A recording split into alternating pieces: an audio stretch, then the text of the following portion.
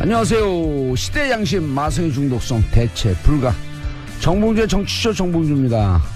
2018년 마지막 금요일이죠. 12월 29일 오늘 정봉주의 정치쇼는 평소와는 좀 다른 특별한 내용으로 준비했습니다. 얼마 전에 정봉주와 특별히 친한 친구들 주진우 기자, 김용민 PD, 안민석 의원이 함께 모여서 공개방송을 했습니다. 많은 청취자분들이 SBS 목동사옥을 직접 찾아주셨고요. 어느 때보다도 뜨겁고 또 재밌고 의미도 있었는데요. 올 한 해 정봉주의 정치쇼를 사랑해준 우리 청취자 여러분, 우선 노래 한 곡 듣고 우리들의 소중한 영원한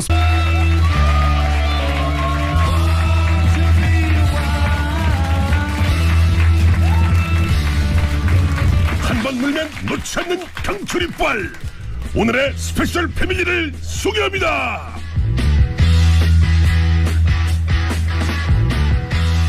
해학의 달인, 뉴스 브리핑의 달인, 매일 아침 러브 FM의 문을 여는 DJ 김용민.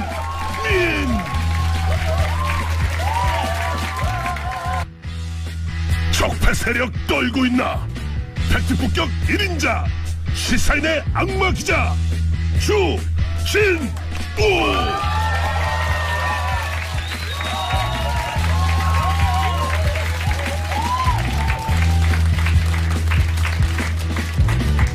수도권 내리사선, 탐정도 울고 갈 국회의원 안민석.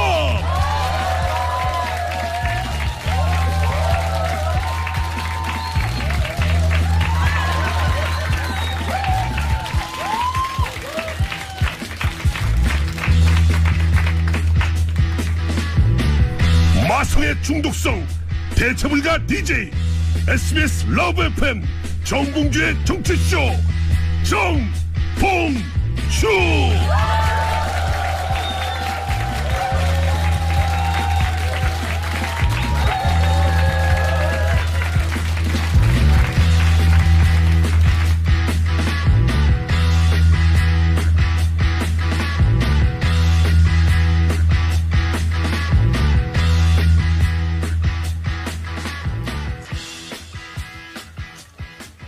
안녕하세요. SBS 러브 FM 패밀리 콘서트 와일드쇼 정봉주와 친구들, 이런 친구들하고 살고 있다니. 자, 정봉주의 정치쇼 시작하겠습니다.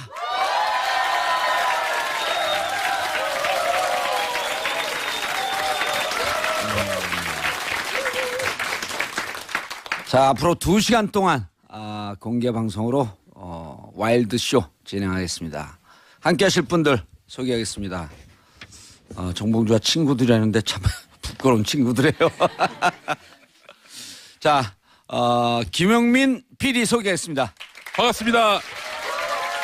안녕하세요. SBS 러브 FM 아침 6시 20분부터 7시까지 방송되고 있는 김용민의 뉴스 브리핑 김용민입니다. 반갑습니다. 네. 네. 한 가지 빼먹은 게 있습니다. 부산은 105.7, 예. 창원은 90.9. 많은 애청 바라겠습니다. 자, 그리고 주진우 기자 소개합니다.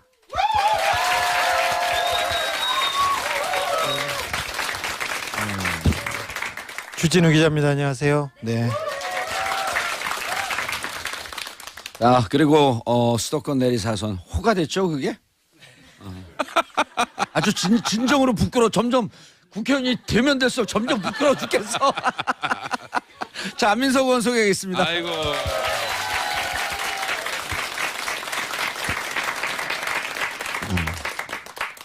10세를 찍었습니다. 우리의 명저, 예. 끝나지 않은 저자, 수도권 내리사선 안민석 의원입니다. 아유.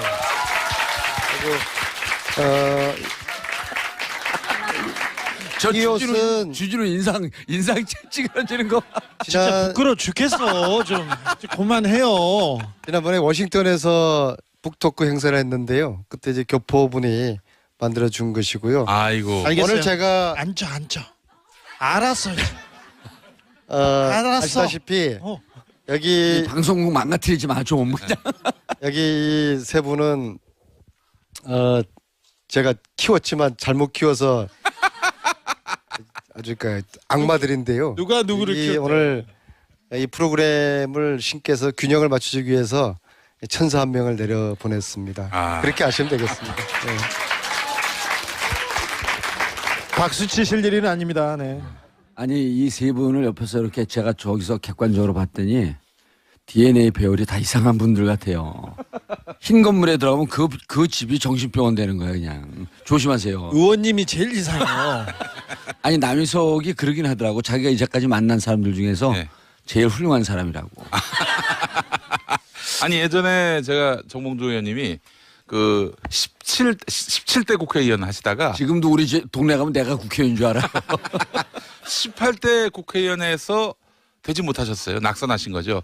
그런데도 한동안 계속 국회로 출근하셨어요. 의원실이 없는데 어디 갔느냐? 안민석 의원실. 예. 안민석 의원님 방에 가가지고 거기서 그냥 대자로 누워 아 그리고 주무신 저는 거예요. 재선인데 재선은 낙방한 봉도사가 제 방에 가지고 비선 실세 역할을 맨날 하는 거 우리 보좌관들한테 업무 지시하고 못한다고 혼내고 저한테도 숙제 주고 가고 자료 요청시키고 그런 고된 시절이 있었습니다. 예. 그래놓고 이제 또 방에서 주무시니까 그때 이제 안민석 의원님이 들어오셔가지고 형 일어나 교육부 차고 났는데 빨리 일어나라고 그렇게 해서 이제 깨웠던 그런 일들도 제가 알고 있습니다. 예, 저 쓸데없는 얘기도 그만하시고요. 아니 근데 무슨 마음으로 저 같으면은 낙선하면은 그쪽으로 소변도 안 볼 것 같은데 여의도 쪽으로 아니 김용민 PD가 아침에 시간이 몇 분이에요? 예? 그 뉴스 브리핑이. 이 40분인데 예, 교통 정보 빼고 광고 빼고 그러면 한 뭐 20분 됩니다. 예. 그러니까 방송 분량이 적으니까 남의 방송 들어오면 자기 방송인 줄 알고 자, 원래 SBS 락 스튜디오 정원이 70명인데요. 지금 100명 넘게 오셔서 앞에 이렇게 깔고 앉아 계신 분들 죄송합니다. 그러니까 일찍 다녀야죠. 자, 라디오 듣는 분들 위해서 다시 한번 우리가 얼마나 많이 왔는지 확인시켜 드리겠습니다. 자, 셋, 둘, 하나 하면 함성 불러주시기 바랍니다. 셋, 둘, 하나!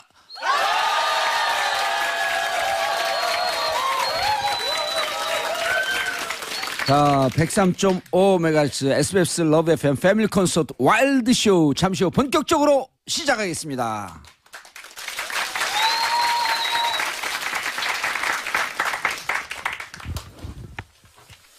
자, 세 분들 이제 연말 얼마 안 남았잖아요. 오늘 아침에 예. 정유라 집에 갔다 왔어요. 주진우 기자가 아까 그 얘기 하지 말라 그랬잖아요. 좀 하면 안 되는 거야? 아 그 저기 같이 다니지 말라 그랬잖아. 정유라 위로 해주려고. 정유라가 가장 싫어하는 사람이 주진우거든요. 예. 그래서 주진우 이제 결자 해지하자. 그래서 가기 싫다는 거 제가 잘 또 설득하면 제 이야기는 잘 들어요. 예. 그래서 갔는데 한남동이요? 아니죠. 거기 신사동인가? 그 정도인데. 지난번에 그 강도 들었던 근데 이제 신변 요청 경찰에 했다가 그거를 해제를 스스로가 또 시켰더라고요. 어허. 시켜서 정유라 만났는지 안 만났는지 이야기는 또 이따가 여러분들 자세 봐서 해드릴게요. 예. 자, 올해가 촛불혁명 원년입니다. 그래서 우리 일부 주자는 SBS 러브의 패밀리가 뽑은 2017년 촛불이 해낸 것입니다. 자, 첫 번째 안민석 의원님 뭘 뽑아 오셨어요? 짜잔. 뭐라고 썼어요? 자, 다 함께 한번 읽어주시죠. 예. 이걸 직접 뽑아 오신 거예요? PD가 17년에 해낸 가장 베스트 하나를 뽑으라고 그러더라고요. 그래서 박정희 박근혜 신화를 몰락시키다. 제가 이제 정권 교체를 시킨 거죠. 그렇죠. 그리고 가장 주도적으로 활동한 의원이 안민석 의원. 아니 뭐 국민들이 한 거고요. 에이, 안민석 의원이 하니까 우리가 쫓아갔죠. 이게 이 역사적인 의미를 동학혁명 이후에 123년 만에 최대 밀란이 일어난 거예요. 동학혁명 때는 우리 민초들이 손에 죽창을 들었지만은 이번에 촛불혁명에서는 죽창 대신에 뭘 들었죠? 촛불을 들었죠. 그 촛불의 힘으로 대통령을 탄핵시키고 파면시키고 탄핵 파면이 뭐 법률적인 요구라서 그렇지 쉽게 말하자면은 몰아낸 거죠, 그죠? 예, 국민들이 촛불 들어서 구 정권을 몰아내고 새로운 정권을 탄생시킨 20회 이상의 촛불을 들면서도 평화 시위로 그래서 세계인들이 아주 감동하고 놀라워한다는 거 아니겠습니까? 처음에는 국정농단에 됐을 때 세계에서 우리를 아주 비하하고 우습게 봤어요. 야, 이런 뭐 나라가 다 있나. 그랬는데 몇 달 지난 다음에 세계인들이 야, 정말 위대한 국민이다.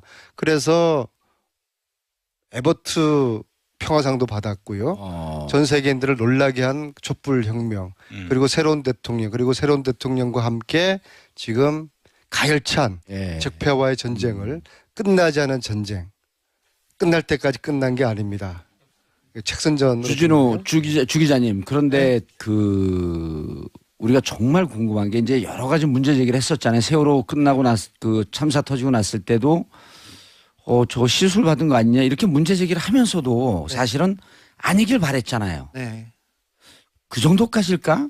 뭐 믿고 싶지 않았죠. 뭐 기사를 쓰면서도 취재를 하면서도 이게 설마 한 측면들이 많았잖아요. 사실 박근혜 대통령, 박근혜라는 실체가 아무것도 없다는 거에 대해서는 저희들도 어느 정도 인식하고 있었어요. 대화가 안 되는 분이셨어요. 그래서 지적 능력이 그 수준이 국가를 다스리거나 정책 결정을 할 만큼이 아니라는 건 알고 있었는데 설마 이 정도까지였을까 이런 생각을 했죠. 그 청와대에서 있었던 일. 예. 청와대에서 주로 출근을 안 하세요. 안 하시고 그냥 혼자 앉아서 밥 먹고 혼자 드라마 보고 주사 맞고 그다음에 주사를 맞아서 멍이 생기면 멍을 빼는 주사를 또 맞고 아이고.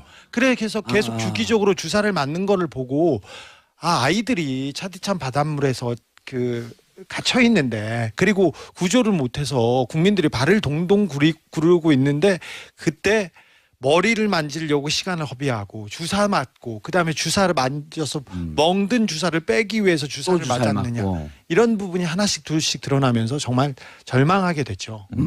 김용민 PD는 네. 박근혜 전 대통령의 민낯이 드러날 때 어떤 측면이 야 정말 이럴 수가 있을까 이렇게 가장 충격받은 대목이 어떤 대목이에요? 일단 그 세월호 문제도 그렇고요. 7시간 후에 나타나서 했던 말이 아니 구명 그 조끼를 입고도 그 찾지 못하냐 이런 말을 했을 때 완전히 그 3차원의 세계 갔다 오신 거 아니에요. 그래서 그 현황 파악도 전혀 안 되고 이제 와서 엉뚱한 얘기를 하는 거 보면은 이게 전 그때 직감을 했거든요. 이건 뭐 그분이 상황 관리를 하지 못했구나. 예. 상황을 장악하지 못했구나. 전 개인적으로 그 박지만 씨가 했던 얘기가 무척 처음에 암만 형제지간에 의의가 안 좋아도 저 정도일까라고 했는데 나중에 보니까 그게 최근에 그 음원 파일 나온 거 봤더니 사실이라면 박지만 씨가 뭐라 그랬냐면 누나는 최태민이나 최순실을 보면 정신이 나간 것 같다. 최면에 걸린 사람 같다. 그게 저는 기본적으로 박근혜 대통령이 일반적인 사고를 하고 있고 일반적인 어떤 사리분별을 하는 능력을 갖추지 못한 분이다라는 뭐 확신을 갖게 됐고요. 안민석 의원님이 그때 이재용 삼성 부회장 앉혀놓고 막 한번 야단쳤잖아요. 그분이 30분 이상 뭘 못한다. 창조경제 이야기했다고 그러길래 이게 박근혜 대통령이 이재용 부회장한테 박근혜 이재용 청와대 독대했을 때 이게 청문회 때 이야기인데요. 제가 이재용 회장한테 무슨 이야기를 했냐 1시간 동안 그러니까 창조경제 이야기를 했다는 거예요. 그분의 어떤 전문적인 그런 부분에 있어가지고 뭔가 5분 이상 이야기를 할 수 있는 그런 그 지식의 깊이가 없거든요. 그래서 제가 이제 그런 얘기를 1시간 동안 말씀하신 게 맞다면은 아니 그러니까 그게 그 2015년 7월 15일 날 만나갖고 그 처음 만났다고 하는 두 번째 만날 때 아닌가? 대구에서 만나고 그 다음에 아니 대구에서 청와대에서 그러니까 두 번째 만난 거죠. 네, 그래서 박근혜 대통령이 뭔 말씀을 하면은 1시간 얘기하시면 그러니까 그래서 요게 한 80% 될 거예요. 예. 정호성이라고 자기 예. 측근 문고리 권력 3인방. 네, 근데 그 비서관인데 그분은 박근혜 대통령이 얘기하는 것 중에 어떤 게 중요하고 어떤 게 중요하지 않은지 몰라서 다 녹음을 하기 시작합니다. 네. 그래서 녹음을 했군요. 그래서 녹음을 했어요. 오신용이 아니에요? 안종범 수석이나 다른 사람들은 옛날에 받아줬고 공부를 잘했으니까. 청와대에서 이렇게 회의를 하면 다 적자 계속 적고 있잖아요. 그게 적자 생존인데 이렇게 적어놨던 이유가 박근혜 대통령이 하는 말 중에 어떤 게 중요하고 어떤 게 지시사항인지 몰라서 그래서 녹음을 해놓은 그래서 거예요? 녹음했어요. 근데 다시 들어보려고? 네, 다시 듣고 그 지시를 하나씩 예. 그 이행하고 그랬습니다. 그런데 거의 대부분 내용이 이 내용에 대해서 물어봐라. 뭐 어떻게 하냐. 그렇게 최순실한테 물어보라는 그렇게 계속 조언이 아니죠. 녹음 내용의 대부분이 최순실한테 물어봐라. 네. 최 선생님 뭐라고 하냐. 이건 어떻게 해야 되냐. 내일 어떻게 해야 되는데. 그래서 지시를 받아요. 최순실한테. 그 내용을 보면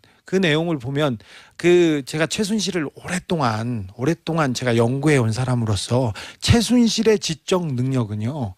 돈 많은 그냥 동네에서 목소리 큰 아주머니세요. 예. 식당 가면 매일 싸우고 어디 가서 맨날 소리 지르고 자리 나쁘다 뭐 여기 안 닦았다고 소리를 마구 지르고 나서 나올 때 팁으로 5만 원 주시고 나와서 발렛 하시는 아저씨한테는 3천 원 가지고 싸우시는 그런 분이신데 근데 그분이 저희 그분한테 권력을 위임해서 그분이 국가의 국정을 좌지우지하셨어요.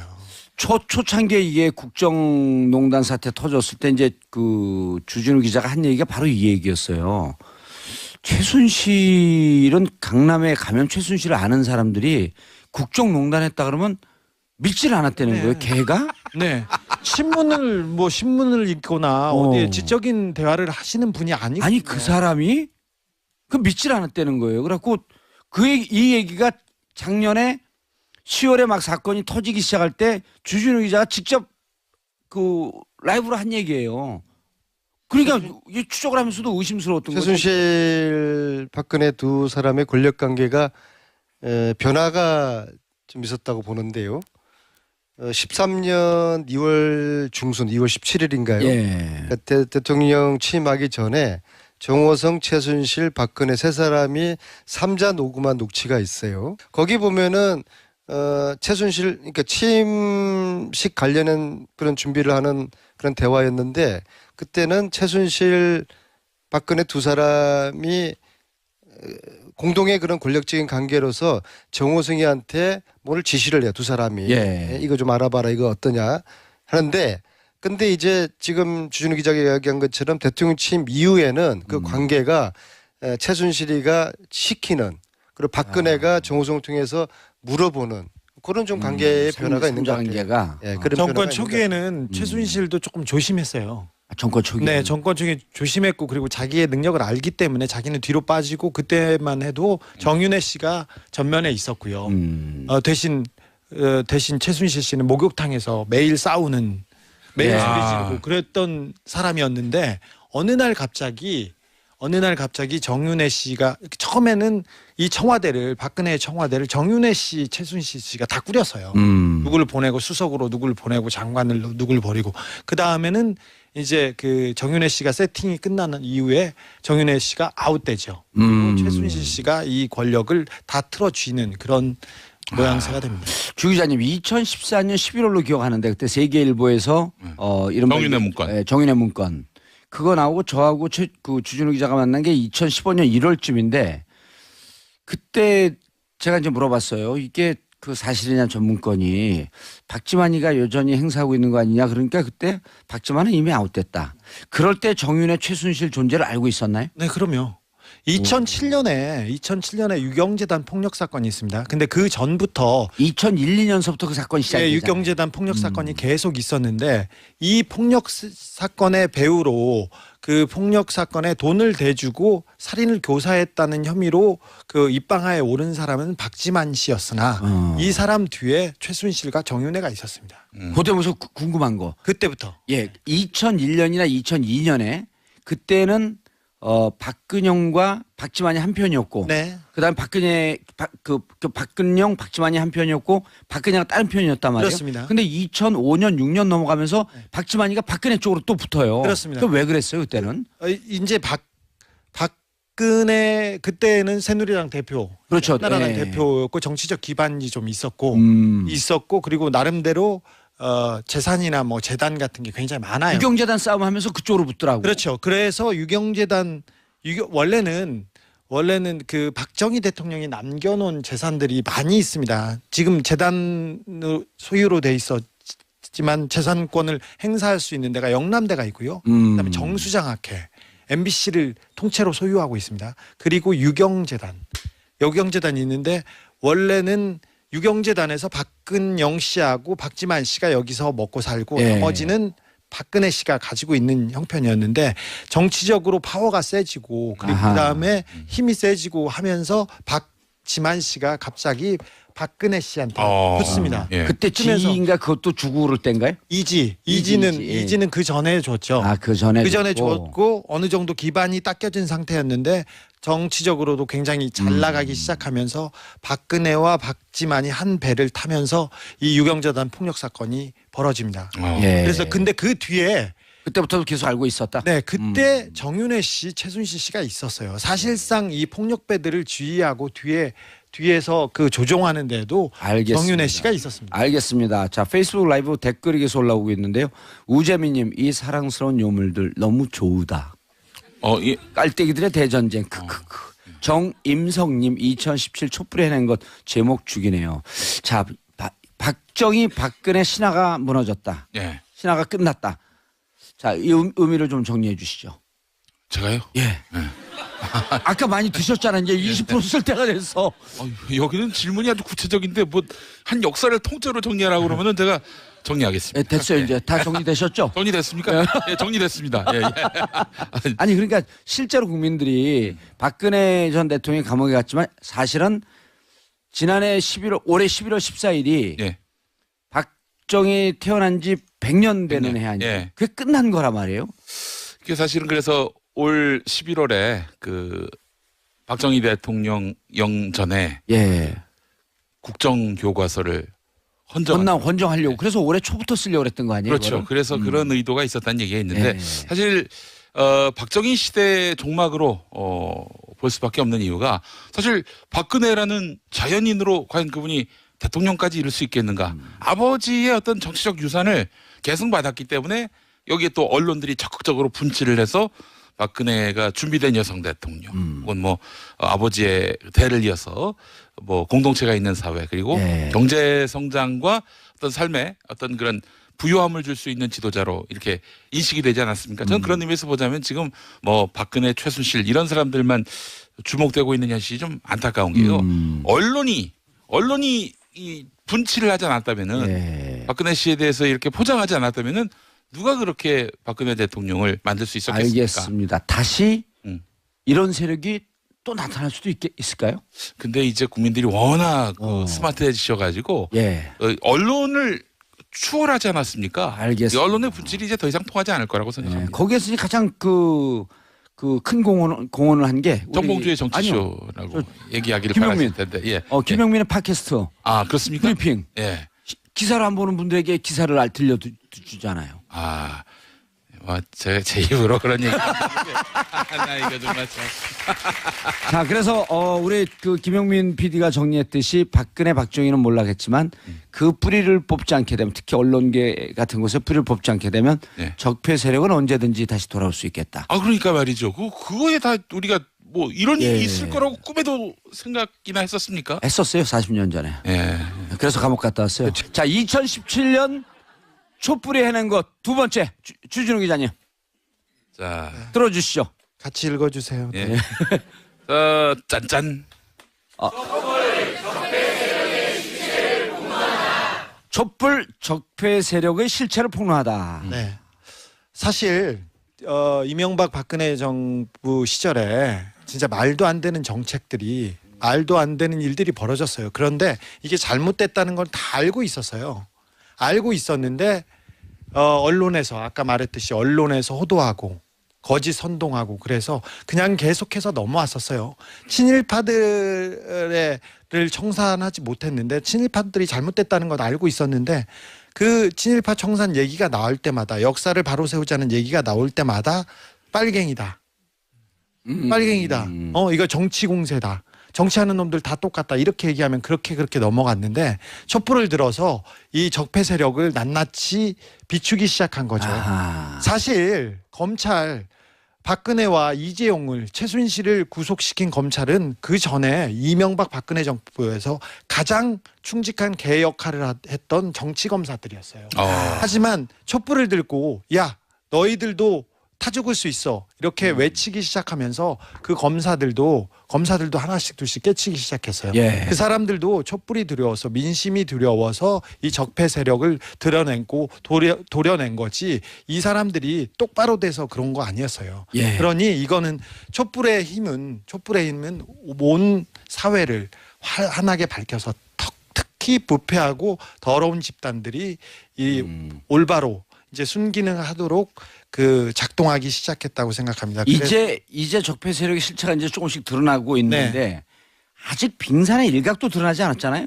저기 아직 예. 대통령이 바뀌고 청와대가 바뀌었을 뿐 많이 바뀌지 않았어요. 그 밑에 국가장들은 그대로인 것 같아요. 그대로 있어요. 그리고 아직도 법을 어겨가면서 법을 호도해가면서 적폐 세력을 보호하려고 있는 사법부의 세력이 남아요. 그다음에 언론에서는 끝까지 진실을 묻고 그리고 자기네들 그 밥그릇을 챙기려고 하는 그 거짓 보도하는 사람들이 아직도 주류에 있습니다. 거의 대부분이라고도 볼 수 있고요. 예. 정치인들 우리 그 국가를 지배하고 국가 뭐 정치를 한다고 했던 사람들이 정치가 목적이 아니고 국민과 국가가 목적이 아니라 예. 자신의 이익, 자신의 주사, 자신의 드라마 그리고 자신의 돈을 위해서 땅을 파는 그런 일들이 계속 있었지 않습니까?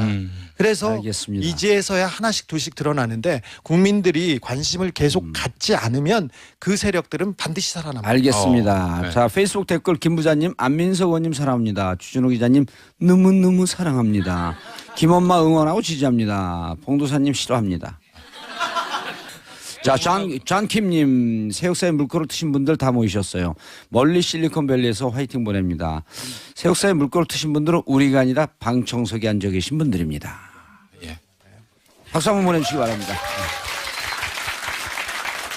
자, 신명주님 네 분 이 시대의 진정한 등불들이십니다. 자, 안민석 의원님 이들 이제 드러나고 있잖아요. 그리고 어찌 보면 이 사건에 아무도 얘기하지 않았을 때 제일 처음 정유라 문제를 2014년에 제기했고 그랬죠? 그 정유라를 세상에 등장시켰고 이대 졸업생과 학생들이 미래대학인가요?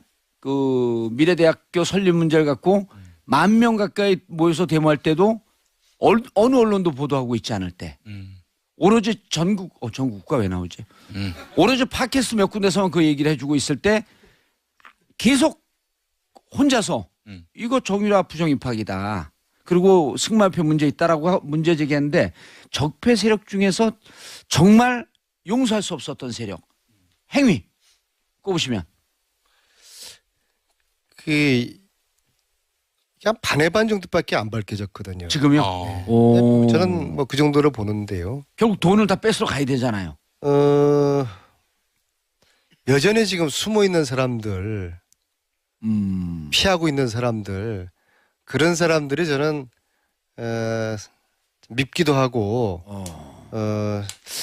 이 사람들이 가지고 있는 비밀의 열쇠를 비밀의 문을 열어야 되는데 예. 예를 들어서 우리 이제 주 기자하고 우리가 독일을 몇 차례 가면서 최순실을 도왔던 은닉 재산을 숨기는데 조력을 했던 사람들을 쭉 만나러 다녔는데 그 중에서 삼성 출신의 모 인사 같은 경우에는 삼성 우리가 집 앞까지 여러 분을 찾아갔어요. 전화를 안 받으니까 어제 멀쩡하게 뭐 밖에서 회식하고 집에 들어갔다고 하는 사람인데 뭐 몸이 아파서 밖을 나갈 수 없다 그러면서 전화도 안 받고 하는 예. 그런 뭐 사람 같은 경우는 정말 저 사람이 어떤 비밀을 가지고 있길래 저는 이제 청문위원 자격이었거든요. 주진우는 저희 수행원 자격이었고요. 왜 우리를 피할까? 그 다음에 이 뭐 부장판사 이재용의 재판을 처음 했던 사람 예. 판사 뭐 제가 이야기해서 그 다음 날 받겠지 않습니까? 그분 지금 우병우의 재판을 맡고 있습니다. 그분의 그 판사의 장인이 최순실의 후견인인데 그 삼성의 유럽 지사장이었다. 아니. 그분 아닌가요? 이재용의 3월달에 이재용의 뇌물 재판의 주심 판사가 네. 이모라는 주심 판사가 문제 제기해서 바뀌었죠. 하루 만에 바뀌었죠. 근데 그 이제 장일이라는 사람이 뭐 연락도 안 받아요. 전화도 안 받아요. 그래서 제가 이제 피하는 놈이 범인이다라고 이야기를 하고 있는데 현재까지도 아주 만나주지 않은 사람. 그다음에 최순실이가 항상 아바타를 내세우잖아요. 그죠? 문화계를 돈 빼먹기 위해서 차은택 내세우고 체육 쪽은 김종 내세우고 승마 아바타가 박원호라는 사람이 있거든요. 박원호 들어보셨습니까? 예. 이 사람은요. 전화 주진우 기자가 연락하면은 갑상선암 그거라고 말을 못 한대요. 이제 특검 가가지고 진술 다 하고 왔는데. 박원호가 이번에 진술 많이 했어. 네. 특검 도우미가 됐어요. 또. 근데 제가 연락하면은 말을 못 하기 때문에 그래 딴 사람 통해 가지고 아내님 전화 못 받아서 미안하다고 좀 전해줘라. 그렇게 거짓말을 하고 그 사람은 굉장히 중요한 키를 가지고 있는 사람인데 계속 피하고 있는 거죠. 아유. 이런 사람들이 많아요. 특히 특검조차도 전혀 손을 건드리지 못했지만은 가장 국정농단의 핵심적인 부분이라고 제가 생각하는 무기 쪽의 거래. 저는 여기에 아바타를 내세웠다고 하면은 최순실이가 무기에 손 안 댔겠습니까? 돈을 사랑하는 진짜 대한민국 대통령이었던 최순실이가 무기에 손을 안 댔다고 그러면 최순실이가 아닌 거죠. 그러니까요. 무기에 손을 댔다고 보거든요. 그랬다 그러면 그 사람이 누구겠습니까? 최순실이가 내세운 아바타가 누구였겠습니까? 무기 손대기 위해서. 김아무개라는 사람이잖아요. 그죠? 아니 그러니까 그 우리 노승일 부장이 예. 그 얘기를 이제 우리 정치조에 나서 처음 하고 이거 낚였다 그러면서 자기가 깜짝 놀랐는데 독일에서 누구 황교안이라고 하는 사람을 얘기를 했더니 예. 정윤아가 노승일 부장한테 그 얘기를 했다는 거예요. 그런 사람들 잘 모르고요. 우리 아빠 정윤회 씨가 형님이라고 부르는 유일한 사람은 김관진 아저씨예요. 그래서 그럼 이게 지금 그 안민석 의원이 얘기하는 무기에 그분이 아바타면서 이명박근혜 정권 한 7, 8년 동안 이렇게 장관 안보실장을 했던 거 아닌가? 댓글보다 저는 더 중요하고 심각한 게 이 부분이라고 봅니다. 주 기자 어떻게 생각합니까? 김관진이 싸는 김에서 한번 다 까보자고 그냥. 김관진 국방부 장관이 그 구속됐습니다. 군 사이버사 댓글 군의 정치 개입을 방조하고 지시한 혐의로.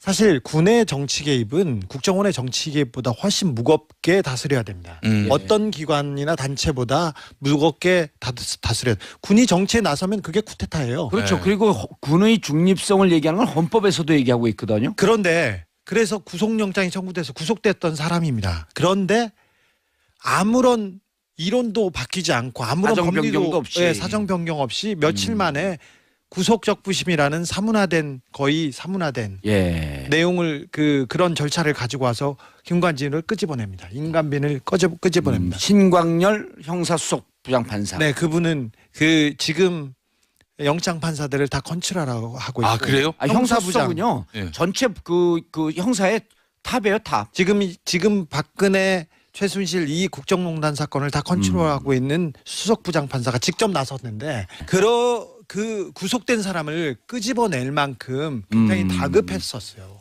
그 김관진은 이명박 박근혜 때 그 국방부 장관을 했지만 국방부 장관보다 예. 이 무기 거래나 이런 돈과 관련돼서 핵심적인 역할을 했는데 이 부분은 이 그 수구 그다음에 이 정권의 핵심과도 다 있는 부분이어서 절박했다고 저는 보고 있습니다. 예. 아유 제가 아까 그 갑상선암 그래서 제가 먹는 거 아니야. 아니 선까지는 생각이 나가지고 네. 전립선 암 얘기 말았습니다. 자, 일부 2017년 촛불이 해낸 것 마지막 김영민 PD가 뽑은 17년 촛불이 해낸 것 마지막 주제가 뭡니까? 자 짠짠. 나를 보여줘야 돼요. 예. 자, 김영민 PD가 뽑은 그 2017년 촛불이 해낸 것 촛불 공영방송을 바로 세우다. 뭐 공영방송이 그들이 돌아왔다 최승호. 예, 공영방송이 상징적이긴 한데 지금 요즘 우리 언론 예. 기자들 아주 순환 시대입니다. 뭐 아무도 기자를 두둔해 주질 않아요. 심지어 지난 세월에 해직으로 고통받은 언론인들도 이거 기계적 중립으로 나가는 거 아니냐. 당신들 그 기계적 중립으로 도대체 지금까지 역사에 기여한 바가 무엇이느냐라고 추궁을 받고 있는 상황입니다. 그래서 사실은 국민들이 이렇게 너무 노골적이고 지나칠 정도로 언론에 대해서 비토하고 또 이렇게 규탄하는 그런 분위기는 사실 자업자득인 측면이 많아요.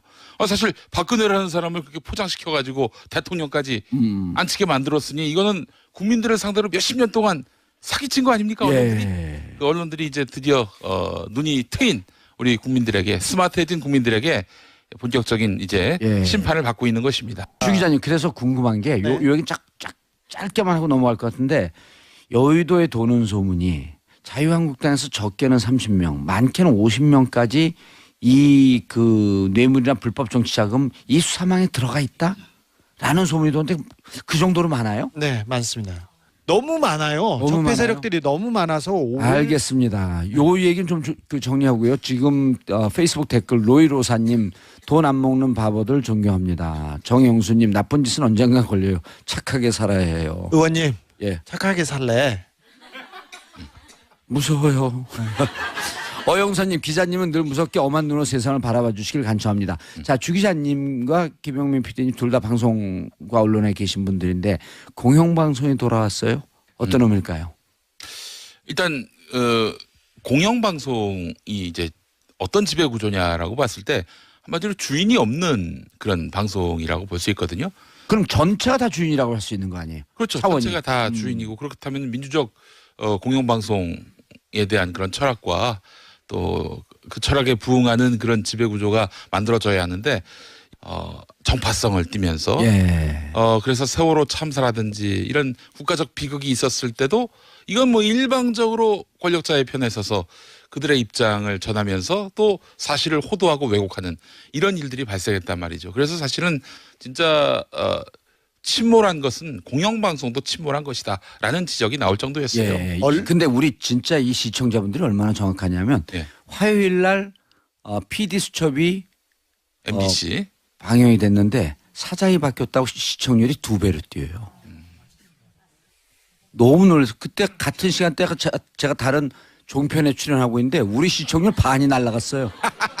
그런데 다른 예능에 의해서 날라가면 좀 기분이 나쁠 텐데 PD 수첩이 다 가져갔어요. MBC. 예. 야, 그걸 보면서 얼마나 우리 국민들이 시청자분들이 기다리고 목말라 했던가.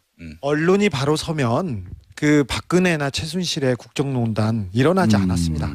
이명박 전 대통령의 사욕을 위한 그 여러 가지 그 사업들 일어나지 않았습니다. 그런데 언론을 그래서 이명박 정부 들어와서 제일 먼저 한 게 언론을 장악하겠다고 MBC를 망가뜨리고 KBS를 망가뜨렸습니다. 네. KBS 지금 방송법을 날치로 그 계약하고. 그리고 완전 장악하고 자기네들 비판 못하게 하고 그리고 비판하는 사람은 종북 세력 그다음에 시체 장사한다고 계속했었죠. 그런데 지금 KBS에서 2달 넘게 파업에 나서서 있는데 국민들이 너무나 지금껏 언론이 잘못해서 그냥 싸늘하게 야 니네들이 잘한 게 뭐가 있어 니네들 때문에 이렇게 됐잖아 다 알고 계세요. 하지만 MBC가 돌아왔습니다. 이제 KBS도 돌아오도록 응원해 주시고 그 사람들이 돌아와서 반성하고 똑바른 기자의 길, 똑바른 PD의 길을 가기 시작하면 권력자들이 정치인들이 올바르게 국민과 국가를 위해서 자기가 행동할 수 있습니다. 어제 그 MBC의 자기반성 특별기획 다큐를 봤는데 PD 수첩이 한때는 굉장히 그 유명한 탐사 보도 최고의 PD 저널리즘 프로그램이었는데 최고의 프로그램이었죠. 15%가 넘어간 적이 왕왕 있었어요. 그런데 이명박 박근혜 정권 이후로는 제보가 거의 쓸만한 제보가 거의 안 들어오고 반면에 SBS 그것이 알고 싶다에는 그 PD 수첩의 몫의 그 모든 제보량이 다 이쪽으로 몰려가지고 거기에도 그렇게 많이 들어오더라고요. 정봉주의 정치쇼. 김용민의 뉴스 브리핑도 이거 뭐 감당을 못할 정도입니다. 예. 예, 제가 오늘 한 5년 만인 것 같아요. 오늘 아침에 MBC 시선 집중 출연을 했는데요.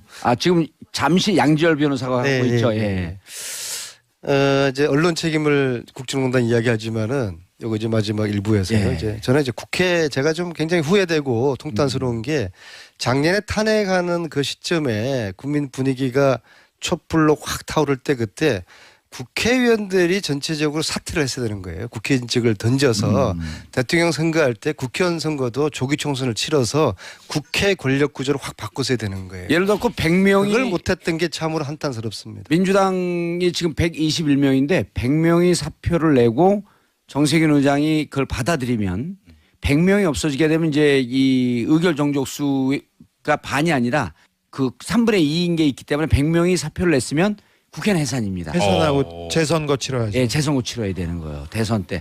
그거를 몰랐던 거예요. 근데 그때는 탄핵이 됐음에도 또 헌재에서 탄핵안이 받아들여질까 이제 이런 궁금한 점이 있었는데 결과론적으로는 아쉽지만 작년에 예. 촛불이 일어났을 때 우리는 이런 대통령 원하지 않는다. 국민과 국가를 생각하지 않는 대통령은 오늘도 필요 없다. 오늘 하루라도 필요 없으니 바로 끌어내려야 된다고 예. 함성을 질렀는데 지식인이라는 사람들이 그리고 정치인이라는 사람들은 탄핵은 불가능합니다. 그리고 뭐 헌법재판소 가서도 통과되지도 않고요. 뭘 얘기하고 책임 총리제니 뭐니 말했어요. 근데 이 집단지성 이 촛불의 힘이 정치인도 밀어 제낀 겁니다. 예. 그래서 불가능을 가능하게 했습니다. 지금 생각해 보세요. 자유한국당 뭐 상식과 원칙이 거의 통하지 않아요. 말도 통하지 않는데 이분들이 탄핵에 동의하고 거의 대부분이 동의하고 박근혜를 끌어내려야 된다고 그 사람들이 목청을 높였던 게 거의 불가능처럼 느껴져요. 예, 알겠습니다. 지금 그 페이스북 라이브로 방송 보시는 분들이 이거 무슨 방송이냐면서 질문 많이 보내시는데요. 2017년을 보내면서 SBS 정봉주의 정치쇼 러브 FM에서 준비했습니다. SBS 러브 FM 패밀리 콘서트 와일드 쇼인데 평상시에는 정봉주의 정치쇼 103.5MHz 아침 10시서부터 12시까지 토요일은 11시서부터 12시까지 생방송으로 진행하는 그만하고 의원님. 정봉주의 정치쇼입니다. 근데 이렇게 우리 저기 방송해도 되는 거예요? 6시에는 김용민의 야, 뉴스 아니. 브리핑. 가만 있어봐. 방송국에서 이렇게 해도 아니 되냐고. 이게 지금 그때는 시대가 너무 바뀌어가지고 아니, 이런 그- 얘기를 해도 되는 거예요. 그때는 근데 이런 이 이야기가 내용이- 방송국에 나와도 되는 거야 지금? 설명을 좀 해줘야지. 뭐야 지금? 얘기를 좀 들어봐. 이 내용이 이따 편집해갖고 나갈 때는 10%밖에 안 나가요. 나머지 음악만 나가요. 아 그래요? 아니 이렇게 처음에 설명을 해줘야지. 저는 진짜 텔레비 하는 줄 알고서 이렇게 이 코디 이 옷까지 찾아가지고 왔어요. 나 지금 부끄러워 죽겠어요. 자, 이 방송은 29일 날 10시부터 12시까지 나갑니다. 나가긴 나가요? 나가요. 예. 다 한편- 편집되고 이제 10%만 나갑니다. 네. 송편지게 아픔이 있어가지고 저는. 자, 그 김영민 PD님, 예. MBC 예. 최승호 사장이 얘기를 했어요. 신뢰 회복하는 데는 1년이면 충분하다. 1년도 안 걸릴 것 같아요. 아 그럼요. 우리 국민들은 얼마나 참 좋은 분들인지 깨어 있지. 뭐 좋은 분 아닙니까? 좋은 분. 아니 이게 항상 그 진정성 있게 이게 뭐 언론사가 어떤 역할을 해야 될지 그 사명과 본분을 제대로 인식하고 행동하는 그런 저널리스트들에게 마음의 문을 열 준비가 언제든 돼 있습니다. 그렇기 때문에 그런 변화된 또 혁신된 그런 방송을 낸다면은 사실 뭐 1년이 뭡니까? 보름 한 달이 예, 알겠습니다. 새 출발을 할 수 있을 거라고 봅니다. 보름은 너무 빠르다. 보름 너무 예. 빠른가? 예. 보름은 좀 빨라요. 예. 자, 여러분들께서는 SBS 러브 FM 패밀리 콘서트 함께하고 와일드쇼 함께하고 계시고요. 1부는 여기서 마무리하겠습니다. 저희는 잠시 뒤 2부에 다시 돌아오겠습니다. 채널 콘서트 와일드쇼 대체불가 정봉주 시사달인 김용민 팩트폭격 주진우 국회의원 안민석 대한민국 최고의 입당꾼들이 모입니다. 103.5 러브 FM 와일드쇼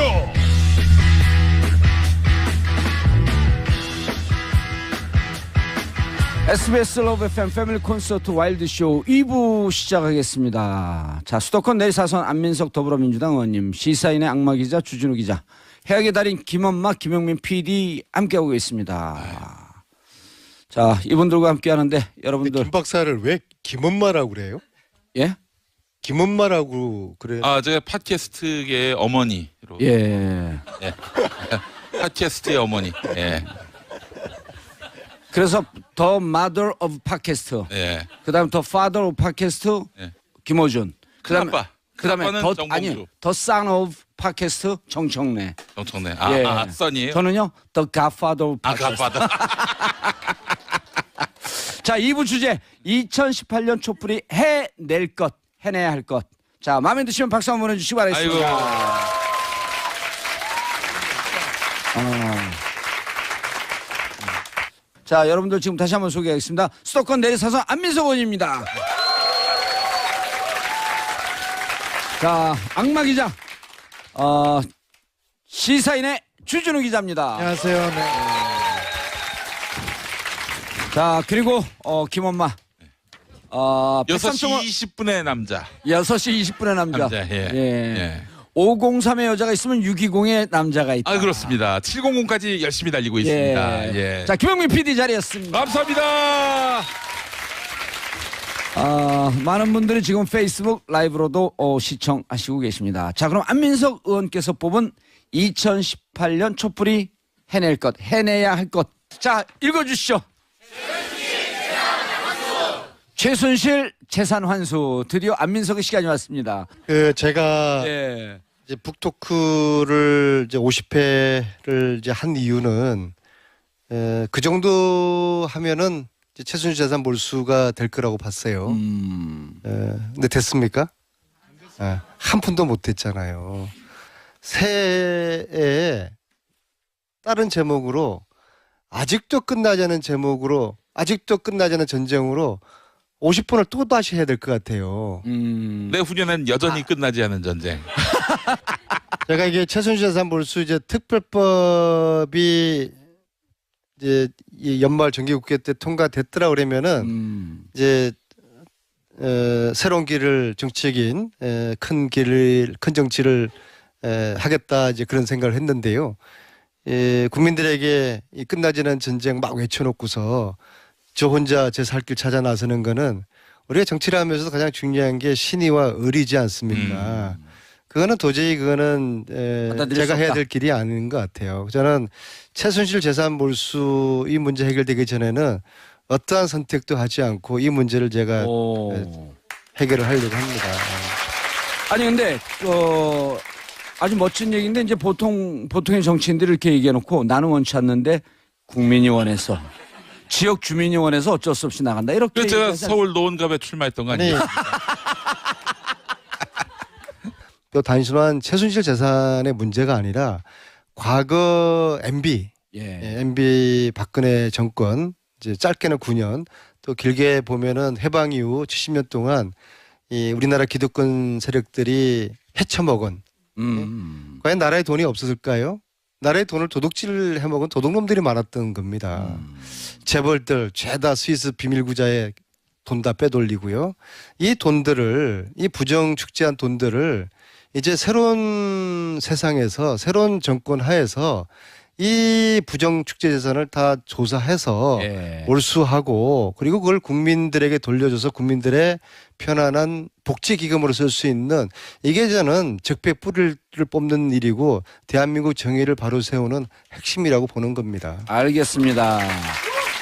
자, 지금 페이스북 라이브로 함께하고 계신 분들 댓글입니다. 주하윤님, 최순실 재산몰수법 온 국민이 지지합니다. 김윤선님, 너무나 춥고다 먼 길 공개방송 못 가서 아쉽습니다. 자, 안민석 의원님, 근데 며칠 전에 제가 이제 김성태 의원하고 인터뷰를 했더니 그 원내대표 되고 나서 안민석 의원이 추진하고 있는 최순실 재산몰수법 지지하고 함께할 의향이 있다. 그러나 전제 조건이 묘하게 또 틀더라고요. 전제 조건이 지금 이 법은 위헌적 요소가 많아서 당내에서 위헌적 요소를 다 털고 그 법적 구성이 좀 완벽하게 갖춰지게 되면 반대할 이유가 없다. 근데 위헌적 요소가 있다라고 하는 것은 당내 변호사 출신 의원들도 지적하고 있는 내용 아니에요? 그 부분은 어떻게 보완하실 거예요?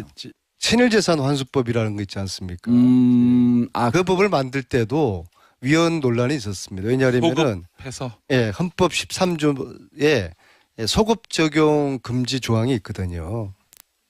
헌법 13조예요. 그런데 2011년에 헌법재판소에서 중대한 공익적 가치를 위해서 소급 적용을 할 수 있다. 그렇게 판결을 내렸죠. 알겠습니다. 그럼 국정농단 최순실 이게 심각한 중대한 공익적 가치를 위해서 최순실 재산 몰수를 하는데 필요한 소급 적용 이것을 당연히 특별법에 담아서 이 재산을 몰수해야 되는 거 아니겠어요? 그런데 이것을 위헌 소지가 있어서 특별법에 반대한다라고 이야기를 하는 겁니다. 근데 그렇게 이야기하지 말고 솔직히 재산 몰수 반대한다고 이야기를 해야 되는 것이죠. 왜냐하면 소급 적용하지 않으면 재산 조사를 하지 못하고 몰수를 할 수가 없는데 재산 몰수에는 찬성하지만 위헌적인 요소 때문에 찬성하지 않는다라는 게 상당히 그거는 잔머리 굴리는 이야기입니다. 근데 알겠습니다. 의원님, 주 기자님. 네, 정치라는 게 예. 온갖 장애물을 뚫고서라도 국가와 국민을 위해서 몇 발자국 나가는 건데 예. 이 그 국민들한테 이렇게 호응과 지지를 받고 있음에도 불구하고 예. 당 내에서 음. 하태경 의원뿐만 아니라 당 내에서 더불어민주당 안에서 그런 반대가 있는 사람들은 설득하셔야죠. 그건 의원님 목 그거는 이제 제 얼굴에 침 뱉는 격이기 때문에 당내 사정 이야기는 제가 할 수가 없죠. 아니 근데 당내에서 설득할 필요 없어요. 그 간단하게 얘기하면 돼요. 안민석 뒤에 정봉주 있다. 아, 그럼 될 것도 더한데. 아니 주 기자님 근데 같이 다니셨잖아요. 정말 실질적으로 하다 보면 좀 느낌이 오잖아요. 네. 확인되는 것도 있고. 네. 정말 그렇게 많은 재산이 숨겨져 있을 건가요? 박근혜와 최순실이 움직이고 그 지배하는 그 세력과 그런 지역 이런 걸 보면요 돈이 없이는 불가능한 일들이었어요. 아. 그리고 지금도 박근혜 주위에서 박근혜를 옹유하는 분들 있잖아요. 예. 그 사람들도 돈이 아니면 움직일 수 없는 부분이 많아요. 아하. 그래서 이 부분은 근데 박근혜 대통령이 내 이름으로 해놨겠습니까? 최순실도 자기 이름으로 해놓지 않았어요. 근데 최순실의 심부름을 하던 사람들도 다 수백억대 재산가들이에요. 오호. 그런 부분에 대해서는 좀 들춰봐야죠. 니네들이 돈을 어디에서 벌었냐, 어디에서 가져왔느냐. 이 회사에 2천억 원이 투자됐는데 그 실체가 없어요. 이 돈은 어디에서 왔는지 따져는 봐야 될 것 같습니다. 처음에 발원지가 없는데 돈이 있다? 네, 최순실의 재산 이번에 그 구형이 25년 구형에 1,000억이 넘는 벌금을 구형했지 않습니까? 예. 그런데 그 돈을 추징하기 위해서라도 최순실 주변 재산을 뒤져야 됩니다. 이 최순실과 종교기관과의 결탁이 거의 확인이 됐고요. 그리고 예. 그 주변 사람들이 건물과 부동산으로 가지고 있는 재산이 어마어마합니다. 차명일 것이다. 네, 아. 그 차명 재산이 어디에서 왔는지를 확인하면 이 돈의 실체를 발견할 수 알겠습니다. 잠깐만요. 그러니까 그- 제가요. 예. 1년 전 딱 이맘때 주준우 기자하고 저하고 독일 검찰청에 가서 예. 최순실 정유라의 독일 재산 돈 세탁을 음. 수사하고 있는 검사 2명을 저희들이 만났어요. 예. 그리고 조사한 서류 뭉치를 이따금 봤어요. 그런데 대한민국 검찰이 자료 요청하잖아요. 거기를 가지도 않고 자료 요청도 하지 않고 이제는 윤석열 중앙지검장도 그러니까 특검이 지난 3월에 특검 종료할 때 최순실 재산 밝혀내지 못했다고 발표를 하면서 그때까지 독일 검찰의 큰 때를 한 번도 아는 게 이게 저는 참으로 이해가 되지 않아요. 알겠습니다. 자, 페이스북 댓글 달리고 있는데요. 신동욱님, 최순실 재산 아닙니다. 다 국민들 재산입니다. 우리가 우리 돈 찾겠다는데 반대하는 세력들은 스스로 적폐임을 인증하는 것이죠. 스쳐 지나갈 만한 내용일 수도 있는데, 자, 25년 구형이면요, 유기징역으로는 최고예요. 그 와중에도 예. 벌금 1,100억만 따져요. 그거 무슨 심입니까, 그거는? 그러니까 이제 과하게 충분히 이렇게 형을 받았다라는 이렇게 인식을 심어주는 그런 측면이 또 있는 것 같아요. 목사님이시잖아. 다른 사람 심리 상태에서 대해서 좀 능하잖아. 예. 목사님께서 보시기에요? 아, 목사 아닌데 저 아직 전도사고요. 예. 지금 56년생이에요. 최순실 씨가. 예. 박원순 서울시장, 노회찬 정의당 원내대표, 손석희 사장 같은 나이죠. 예. 근데 정봉주보다 3살 위. 그렇습니다. 이 부분은 그 법과 정의의 실현이라는 측면이 많이 가미가 돼 있고요. 그리고 1,000억 넘게 추징하겠다. 지금 최순실한테 주어진 재산이 100억 원대예요. 물론 최순득, 최순천 그 형제 집안은 뭐 몇천억대 재산가도 있고 그런데 이 1,000억대의 그 벌금을 부과한 것은 검찰이 이 최순실의 재산을 끝까지 찾겠다는 의지를 보여준 겁니다. 그렇다면은 전 궁금해지는 부분이 있는데 뭐 제가 답변을 해야 될 상황인데 제 질문을 물어봐. 그 한 20년 정도 만약에 감옥에 있다고 치면은 예. 지금 최순실의 돈을 차명 소유하는 분들이 있지 않습니까? 예. 그분들이 20년 동안 변심할 가능성이 있지 않을까요? 아니요. 2달 뒤면 변심해요. 아, 2달입니까? 예, 실형이 확정되면. 거기서요. 잠깐만요. 20년에 그거는 별 의미가 없다 보는 게 예. 정권 바뀌면은 아마 그런 분위기가 충분히 있을 수가 있죠. 예, 그래서 예. 20년이 아니라 그거는 숫자의 문제가 아니라 이건 정치적인 문제이기 때문에 또 누가 장담하겠습니까? 5년 후에 정권이 어떻게 될지 그건 아무도 모르는 거죠. 그래서 저는 20년까지는 가는 거는 현실적으로 그러지 않을 거라고 봅니다. 최순실 씨가 그런 말했어요. 제 숨은 돈 찾으시면 안민석 의원님이 다 가지세요. 이랬거든요. 그랬어요? 예. 자, 그래서 앞으로 구체적인 워딩입니다. 항상 구체적으로 하는- 어떻게 하실 거예요? 어, 맞는 것 같아요, 그게. 그 가만히 있어봐. 검찰과 법무부 내에 있는 제8대의 정부에 의하면은 이제서야 정권에 교체된 지 7개월 된 이제서야 우리 쪽에서 독일 검찰을 지금 가 있어요. 이제서야. 주 기자님. 안민석 의원이 저는 기자고 진실을 쫓아다니는 사람인데 독일에 이제 출장 가면 안민석 의원님 저보다 몇 배 훨씬 열심히 쫓아다녀요. 쉬지도 않고 체력도 좋으세요. 그래서 시간을 분초를 쪼개가면서 계속 가서 묻고 따지고 가서 면박당하고 그러면서 했는데 사실 국회의원이 할 역할을 이런 거였죠. 그런데 차고 넘치게 했죠. 지금부터는 국세청과 검찰이 예. 바톤을 이어받을 때가 됐어요. 자기들이 찾아내서 갖추면 바로 국세가 될 수 있는 건데. 알겠습니다. 여러분들께서는 지금 정봉주의 정치쇼.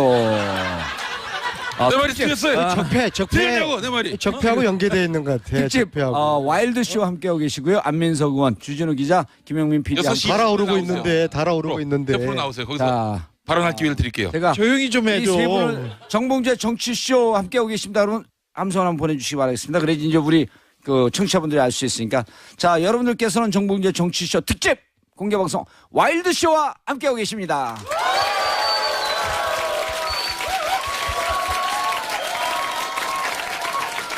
방송은 엉망인데 여러분 박수만 제대로 온 것 같아요. 그런 거예요. 그러니까 방송은 청취자하고 소통하는 게 제일 중요해요. 그래요? 그렇죠. 네. 네, 촛불도 자, 그랬어요. 두 번째 2018년 촛불이 해낼 것 해내야 할 것 주진우 기자님이 뽑은 주제입니다. 짜잔. 자, MB 수사 대한민국 최고의 전문가 주진우 기자, 보조 전문가 정봉주 함께하고 계십니다. 적폐 수사가 지금 계속 진행되고 있는데 너무 많은 적폐들이 그 촛불 때문에 드러났어요. 맨 얼굴이 드러나서 이 잡아가는 사람들 지금 그 감옥에 갇힌 사람이 우리나라의 대통령이었던 박근혜, 실질적인 대통령이었던 이재용, 그 다음에 김기춘. 그제 우병우까지 가니까 거기서 내각을 그 청와대 회의를 해도 될 정도의 사람들이 다 가 있죠. 김기춘 씨, 이병기, 이병호, 남재준 뭐 다. 국정원도 이병호가 안 들어갔네? 누가 한 명 들어갔죠. 빠졌죠? 이병기가 빠졌나? 이병호가 나왔죠. 이병호가 빠졌네. 이병호 빠지고 이병기, 남재준 국정장 다 들어갔어요. 네. 그래서 거기서 대공 수사해도 돼 이제. 네. 자기들끼리.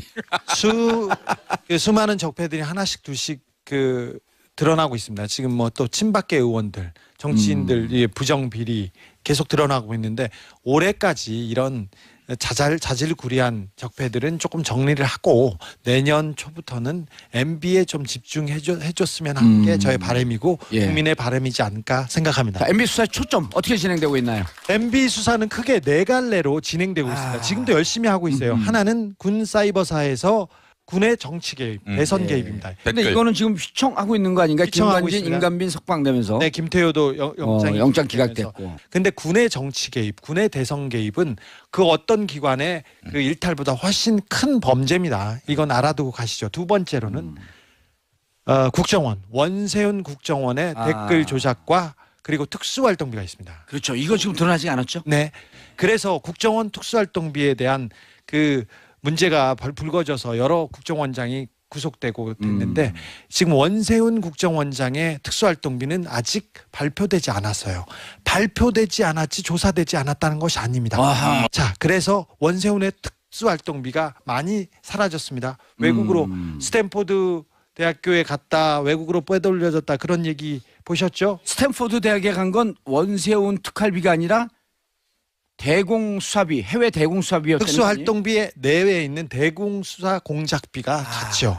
그 돈이 이명박 추격기 주진우의 이명박 예. 추격기에 한 300페이지 좀 보면 나와 있어요. 나와 아니, 있는데 그러면은 스탠포드 대학에 간첩이 있는 거예요? 아니 그런 게 아니라 원세훈이 해외로 돈을 많이 빼돌리고 또 빈강을 빼돌리고 쳤구나. 자기가 정권이 끝나면 미국으로 도망가려고 했어요. 오. 그래서 거기 자기가 스탠포드에서 직을 걸고 있고 그 주변을 왔다 갔다 하면서 하려고 미국을 드나들면서 특수활동비를 빼돌렸어요. 그리고 미국과 캐나다에 두 번째였습니다. 이게 두 번째고. 세 번째는 활동비. 뭐였냐면은 세 번째는 롯데월드. 롯데월드 아니 주 기자님 이게 지금 검찰에서 진행되고 있는 거지 취재되는 게 아니라 진행되고 있다는 얘기죠? 진행되고 있습니다. 국정원의 특수활동비 부분이 진행되고 있습니다. 원세훈의 특수활동비. 예. 나는 좀 더 많이 알잖아. 그러니까. 자, 세 번째는 롯데월드에 준 특혜. 군 활주로, 공군 활주로를 3도 틀어서 건물을 세워줬어요. 박범계 의원의 표현에 따르면 그 롯데월드가 제2롯데월드. 특혜를 받은 게 이렇게 3도만 틀음으로 인해서 특혜를 받은 게 1조 6천억쯤 된다? 2조 넘는 현물적 그 가치가 있었어요. 네 번째는 다스입니다. 다스. 이제 그 주제도 지금 다 왔어. 네. 좋았어. 그리고 다스를 이시영한테 넘기려고 해외에 있는 다스, 중국 다스, 미국 다스, 그리고 여러 해외에서 돈이 움직였습니다. 그런데 이 엄청난 다스 공장 그리고 다스 회사를 사는 엄청난 돈이 어디에서 나왔게요? 이시영이 벌 수는 없어요. 그렇죠. 이시영이 벌 수는 없어요. 이시영은 자기 재산 신고를 3천만 원 정도 재산 신고를 하고 한국 타이어를 다닌다고 하던 친구였는데 그 돈이 천문학적인 갑자기 다스에 들어가서 다스를 거의 하나씩 두씩 인수하고 있지 않습니까? 그 천문학적인 비용이 어디에서 나왔냐? 해외 밀반출한 돈 이 부분이 수사가 되면 이명박 대통령이 굉장히 괴로운 처지에 나옵니다. 네 개 다 하나도 작게 보이는 사건이 아니고요. 작은 범죄가 아닙니다. 또 하나가 더 있어요. 여기에 지금껏 가만히 있던 국세청이 굉장히 열심히 하고 있습니다. 역외 탈세 수사. 역외 탈세 수사하고 있는데 이 부분이 다스하고 맞물려 돌아가요. 그러네요. 주 기자님, 그런데 한간의 여의도에서 도는 그 풍문 중에 하나가 전임 대통령이 들어갔는데 전전까지 들어가게 되면 정치적으로 부담이 되기 때문에 청와대 일각에서 요 시간 좀 타이밍 조절하고 좀 적당히 누르려고 하는 기류가 있었다. 그러다가 주진우 기자가 계속 수사하니까 상황이 조금 바뀌었다. 사실입니다. 이게 웃자고 하는 얘기 아니고 실제로 좀 누르려고 했는데 언론에서 계속 터지고 JTBC에서 하고 주진우 하고 그러니까 이걸 해야 되나 하는 쪽에서 좀 멈칫한다라고 하는 그 정보가 좀 돌던데. 문재인 대통령 입장에서 제가 곰곰이 한번 생각을 한번 해봤어요. 대통령 입장에서는 두 전직 대통령을 구속시키는 것은 어떠한 정치적인 어떠한 그 범죄 내용에 상관없이 그냥 부담스러운 겁니다. 그렇기 때문에 국민들이 뺨을 때려주기를 원할 거예요. 제가 만약에 그 입장이라고 그러면은 그래서 청와대 보지 마시고 검찰 탓하지 마시고 아하. 국민들이 마음의 촛불을 다시 들면 그리고 그 촛불이 다시 강화문으로 모이는 순간 MB 포토라인에 세우는 시간은 더 다가올 거라고 봅니다. 단축될 것이다. 얘기하고 싶었던 거죠. 예, 알겠습니다. 자, 지금 그 페이스북 라이브로 주진우 기자에 대한 하트병풍 엄청 날아오고 있습니다. 남미진님, 주진우 기자님, MB 박사. MB 박사래요. 저는 이명박 대통령을 주제로 논문을 한 15개 쓸 수 예. 있어요.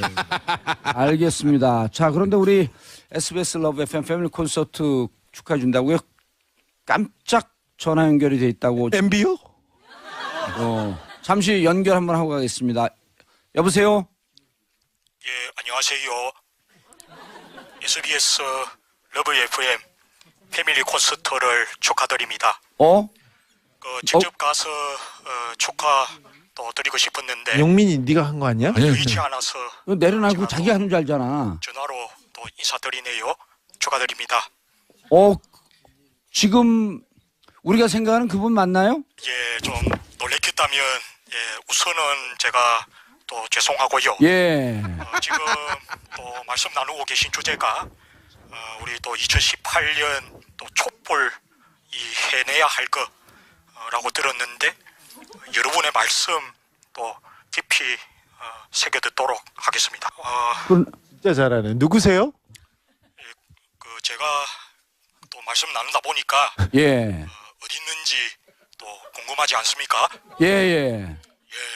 혹시 괜찮으시다면 제가 잠시 또 우리 공개 방송에 함께 해도 괜찮겠습니까? 예. 아, 야.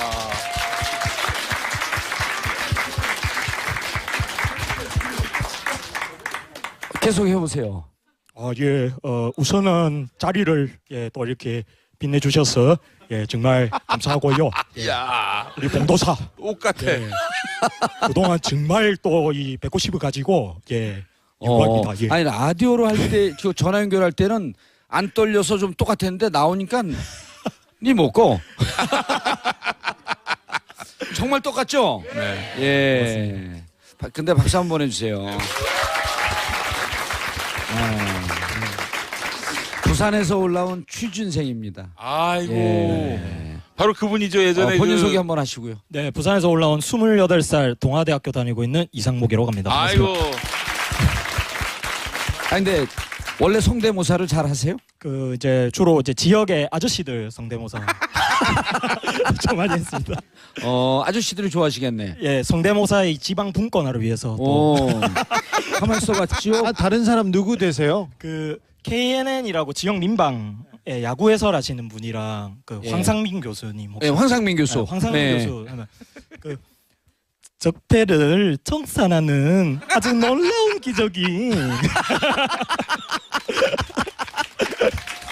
야, 이승엽 선수는 안 돼요?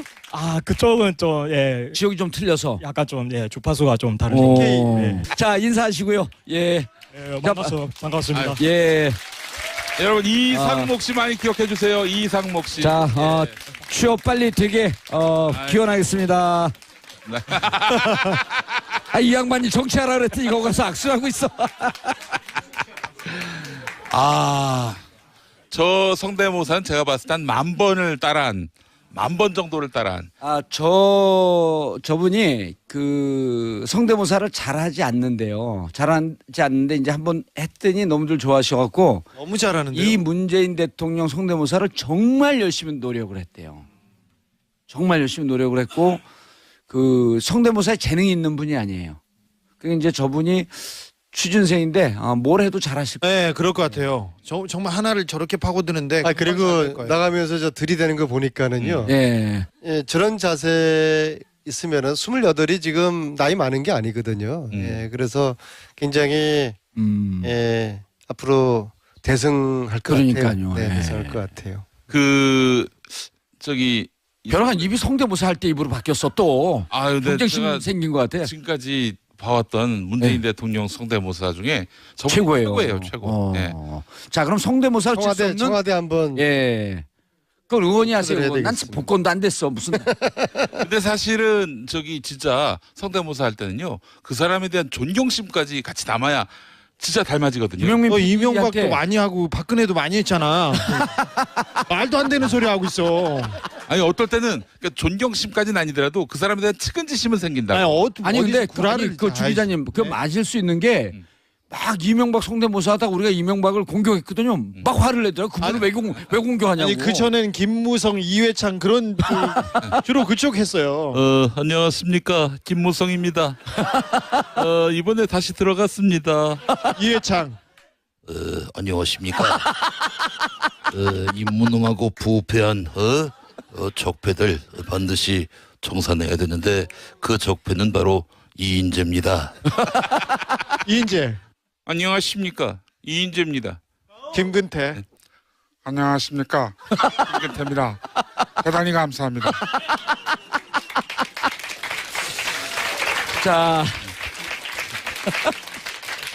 자, 이 김용민 PD가 뽑은 2018 네. 아니 김 박사도 나이 이제 50 다 되지 않았어? 안 됐어요. 저는 이제 무슨 45 됐습니다. 네. 예. 우리 지난 처음 만났을 때 30대 중반이었죠. 38이었죠. 그래서 그때 이제 오. 대선 출마까지 얘기했다가 나이가 안 돼가지고 못 됐었죠. 예. 자, 김용민 PD가 뽑은 2018 촛불이 해낼 것, 해내야 할 것. 자, 짠짠. 날 보여줘야지. 자, 정치 검사 척결. 그때 보니까 정치 검사뿐만 아니라 예. 정치 판사 이 법조인들 모두 다 그 대상이 돼서 진짜 이 법리가 아니라 자기 어떤 정치적 어떤 편향 이걸로 판결하고 또 기소하는 이런 분들 이제 좀 각성할 시대가 온 게 아닌가 그런 생각을 해봤습니다. 사실은 우리가 무슨 문제가 있고 갈등이 생기면 법에 물어보지 않습니까?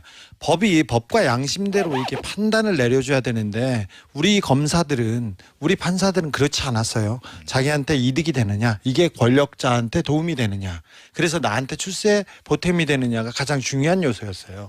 그래서 굉장히 저주받을 법률가들이 많았었죠. 이거는 좀 바뀌어야 돼요. 사실 군 사이버 예. 군대도 그렇고 국정원도 잘못한 거 보면 다 지금 응징하고 처벌받고 있지 않습니까? 예. 그런데 검찰은 지금껏 가장 권력의 개로 가장 더럽게 그리고 죄를 어겨가면서 법을 어겨가면서 했던 검찰에 대해서는 누구도 얘기하고 있지 않아요. 안민석 의원님. 심판받지 않는 권력이라고 하잖아요. 안민석 의원님, 우리가 이제 적폐청산할 때 적폐청산 1호로 정치검사 그리고 그것의 가장 중요한 제도적 장치로 공수처 얘기하는데 공수처가 어느 날 또 사라졌어요. 어떻게 되고 있는 겁니까? 공수처에 대해서는 이제 논란은 있는 건데요. 그 전에 왜 판검사들의 그 판단과 판결 결정이 국민들의 그 정서 기대에 반하느냐. 제가 생각할 때는 검사들, 판사들 중에서 고위층에 계신 분들을 보면요. 개혁성의 분들이 거의 없어요. 이분들은 지난 MB 박근혜 10년 동안에 싹이 다 잘라버린 겁니다. 반면에 TK 출신들이 요직 다 장악하고요. 그래도 나은 게 좀 중도적인 사람들이 있는 겁니다. 문부일 검찰총장이 보름 전에 적폐수사 연말까지만 하겠다 하면서 국민들이 굉장히 실망스러웠지 않습니까? 국민들이 필요해한다. 우리나 전혀 필요하지 않는데. 네. 그래서 제가 이제 문부일 검찰총장의 이야기에 제가 페북에 한마디 했어요. 정말 헛소리 하지 마라 했더니 검찰에서 연락이 왔어요. 제가 아는 검사가. 그래서 막 이렇게 핑계를 대더라고요. 의원님, 그나마 총장 정도가 검찰에서 그나마 저 정도 중도적인 분 정도면은 저런 분밖에 없어요. 그래 저분한테 힘을 실어주세요. 그런데 이게 무슨 말이냐면은 사람이 없어요. 네. 그러니까 우리가 아무리 검찰 정신 차려라 판사 정치를 하더라도 이미 특히 상층부 간부들은요 지난 10년 동안에 다 쉽게 말해 전문 용어로 백으로 줄대서 최순실 통해서 지들끼리 다 발목 잡혀있고 연결돼 있고 손발이 다 같이 잡고 있는 그런 지금 상황인 것이죠. 그래서 끝나지 않은 전쟁입니다. 예, 주 기자님, 검찰 내에 보면은 이제 검찰 내에 이 정권이 9년 전에 시작할 때 가장 핵심적인 검사들이 누구였었냐면 BBK 수사특별팀이었거든요. 이명박 박근혜를 거치면서 예, 검찰의 최재경 척추였습니다. 네. 팀장 최재경, 부팀장 김기동 이 두 분만 날라가고 나머지 13명은 승승장구이고 지금 요직에 있거든요. 아직도 그 자리에 있습니다. 어떻게 그럴 수가 있어요? 그럴 수 있습니다. 아직도 검찰은 그나마 검찰은 대통령이 검찰 개혁에 대한 의지가 있었고 예. 그리고 바꾸겠다는 생각이 있어서 이나마 좀 바뀐 거예요. 근데 다른 권력기관이나 그 정부 단체는 다 아직도 그 적폐 세력들이 그 요직에 아니면 요직 옆에서 그대로 자리를 차고 있습니다. 예. 그래서 우리 그 개혁의 길이 멀고도 김영민 PD님, 이제 오늘 우병우 구속영장이 예. 발부가 됐지만 예. 권순호 판사, 예. 오민석 판사, 예. 강부영 판사, 예. 아니 영장 전담 판사는 판사 이름을 왜 온 국민이 다 외우고 다녀야 돼요? 그분들 할 때 방송 진행하시면서 엄청난 불만들이 터져 나오는데 예. 그분들한테 모든 권력이 다 가는 이 구조에 대해서 어떻게 생각하세요? 왜 김용민한테만 어려운 질문하세요? 어려운 질문을 해야 돼요. 지금 당황했어. 얘 못 먹어서 요새 뼈짝 꼴았어. 그런데 어려운 거 계속 묻고 있어요. 지금 정봉주 의원님이 저에 대한 라이벌 의식이 있어요. 그래서 이 말을 못하게 만들어가지고 정치쇼 뜨려고. 정치쇼로 이제 청취자를 다 가져가. 여러분 정봉주가 그런 사람입니다. 네. 이게 요즘 나이들이 이제 이게 좀 정신 좀 차려야 돼요 정말. 그리고 아니 DNA가 아까- 이상한 사람들이 저 사람들이. 이제 이분도 지금 이분도 나이가 이제 환갑이에요. 예. 네? 자 공수처 이야기할게요. 공수처 아니, 돼야 됩니다. 아니 맞춤하게 아니, 해주세요. 공수처 아까- 맞춤. 나이가 지금 맞죠. 공수처에 대해서 정신 차리라고 하면서 자기가 얘기하겠대. 공수처를 너무나 복잡하게 설명해요. 간단하게 이야기하면요. 국회의원 잡을 법을 만드는 겁니다. 국회의원들이 나쁜 짓 하는지 국회의원 말고 장관들 나쁜 짓 하는지 대통령까지 포함해가지고 니들이 돈 먹는지 비리 저지르는지 이권 개입하는지 부정청탁하는지 요것만 보는 따로 수사팀을 만들겠다. 지금까지 검찰 근데 권력이 미치지 않은 검사, 판사. 근데 왜 검찰들이 반대해요? 우리나라 권력 가진 사람들 한 1,000명 정도 니들만 따로 맨날 보겠다 그거거든요. 예. 자, 이걸 국회의원들이 찬성하겠습니까? 당연히 반대하죠. 그래서 이런저런 논리로 이걸 통과를 안 시키고 있는 건데요. 이거 역시도 아까 이야기하는 처럼 MB 구속 국민학에 딸렸습니다. 공수처 역시 권력을 가진 사람들이 지목에 칼들이 되는데 이 법을 통과시키겠습니까?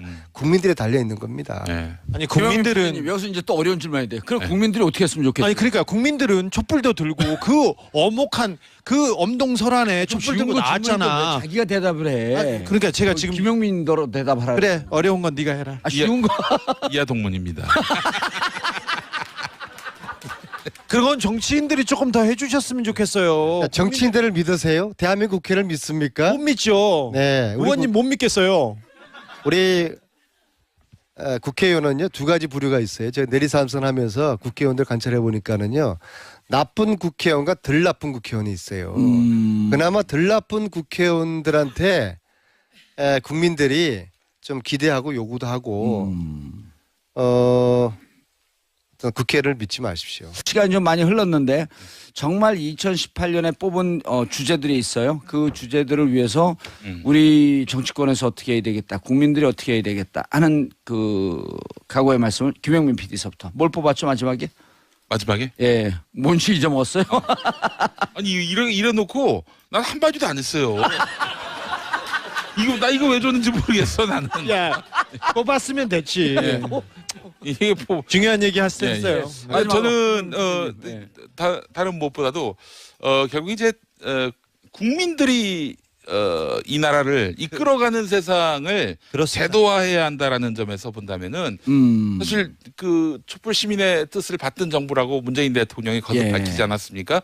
그 초심과 그 정신은 매우 좋습니다. 이걸 어떻게 제도화하고 계속해서 지속화할 수 있을지. 일단 그 청와대 청원 제도를 그걸 좀 반영을 한 거 아니에요? 예, 그렇습니다. 그것뿐만 아니라 이제 사실은 상시적인 분야에서 예. 국민들이 의견을 제시했을 때 그것이 바로 반영될 수 있도록. 그래서 제가 사실은 최근에 낸 책, 그건 아직 그 1수여도 넘지 못한 그런 책인데 그 책에서 제가 얘기한 건 뭐냐면은 이 지금 우리가 이 모바일, 이 예. 휴대폰, 예. 이 국민들마다 한 대씩 그 이상 갖고 있거든요.